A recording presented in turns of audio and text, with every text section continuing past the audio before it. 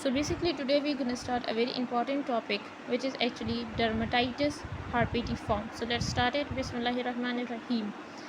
The name basically given, actually dermatitis is basically due to the involvement of skin, and the skin actually undergoes redness. The rash appear actually, and there's inflammation on the skin.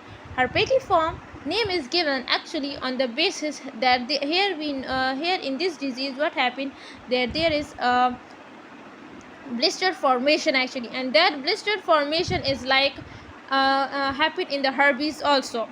This is a very uncommon and bullous skin disease actually. It is actually associated with the gluten enteropathy actually. Okay, then now moving towards, it is a very rare, uncommon, chronic, means it has a gradual onset and slowly. Pruritic means there is appearance of itching and rash. Papulovascular disease means the papules and vesicles appear in this disease. It is one of the autoimmune disease, and what happens here? Here is the granular deposition of IgA and C3 in the papillary dermis.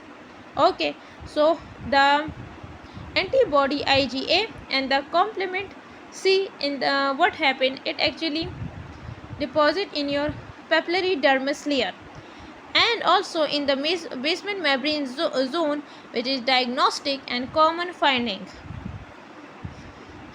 If someone tell you that what happened in this, so basically here is because it is an autoimmune disease, so the antibodies are involved in them.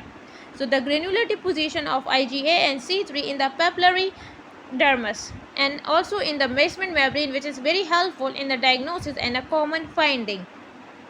Target antigen is an uncommon epidermal and tissue, means the target antigen is very uncommon. It is epidermal or tissue. Transglutaminase is an enzyme. This enzyme helps to bond the peptides, which is to form proteins. It seems dominant in autoantigen both in the intestine and skin.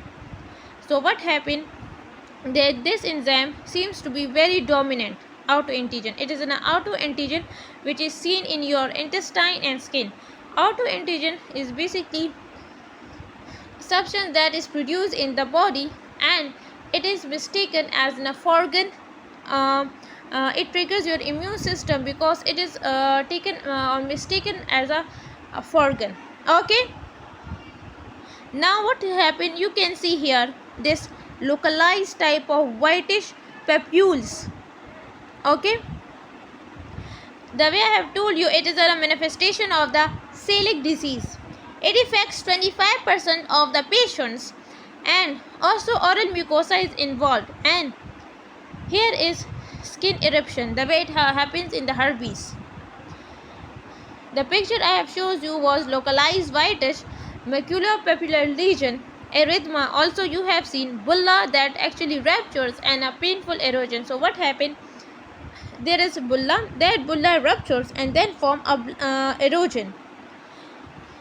Buccal mucosa, lips, tongue and palate are mostly affected. So your buccal mucosa, your lips and tongue are mostly, and palate also affected. Okay, cutaneous lesions appear, erythematous, papules and plaques. So what happened, that cutaneous lesions, the lesions that appear on the skin, how it appears, they have told you the presentation.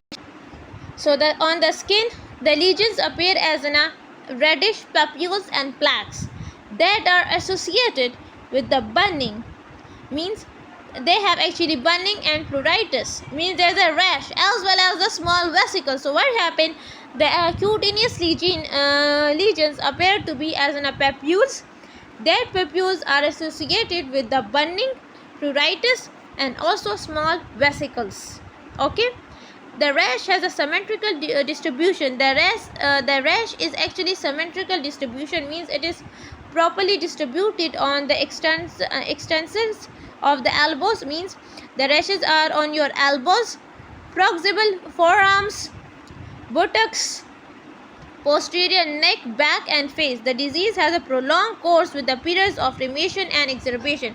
means it goes and it comes, because you know that an autoimmune immune disease, when it happens once time, it will go, but it will also come.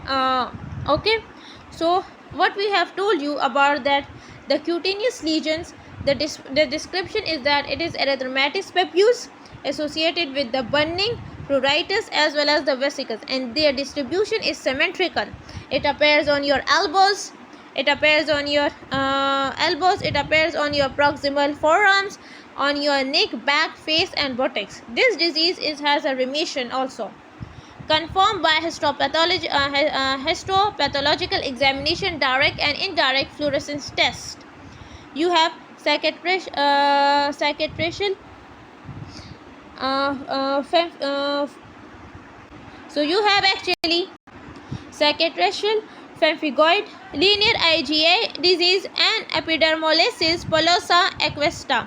Pemphigus and eczema is also involved. You can also say like in planus. Okay, gluten-free diet, because it is the gluten enteropathy. Patient refers to gastroenterologist or dietitian. Oral disease secondary to the skin. Oral disease is actually secondary to skin and may be treated topically or systematically. Treatment is dexamethasone, which is 100 mg, 2 weeks. To control the dose, you do tapering. Then 100 mg 2 times for 2 to 3 months. If not controlled, 200 mg per day you will give. The side effects are also present.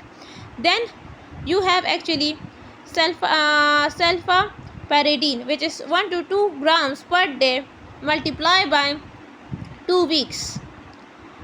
Topical steroids helpful of localized oral and skin lesion. Okay.